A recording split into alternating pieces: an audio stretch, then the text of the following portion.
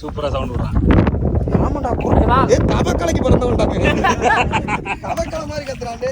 ரெண்டு ஜோடி அவன் நல்லா இருக்கான், அவன் நல்லா இருக்கான்.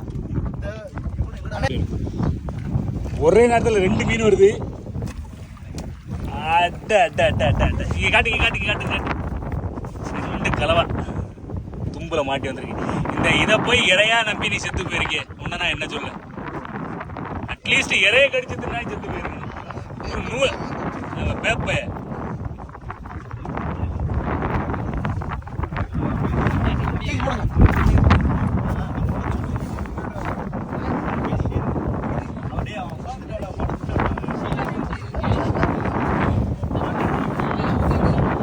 ஒரு மீன் வருது. பாறை மீனே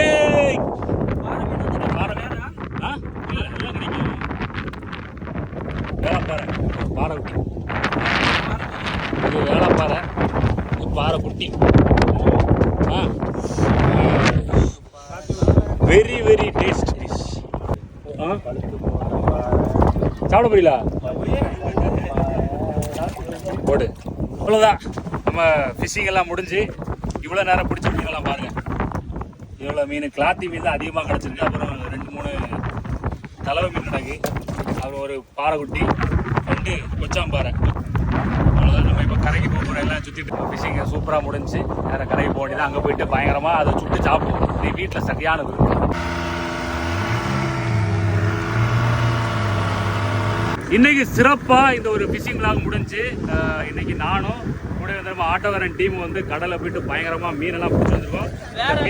மீன் இங்கே மிதக்க விட்டுருக்கு. ப்ரோ எப்படி இருந்துச்சு எக்ஸ்பீரியன்ஸ்? வேற லெவல் எக்ஸ்பீரியன்ஸ், வேற லெவல். சரியான வாந்திவே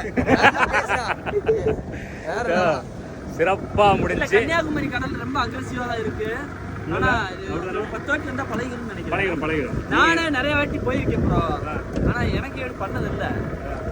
நான் நல்லா நீந்தக்கூடிய ஆள் தான்.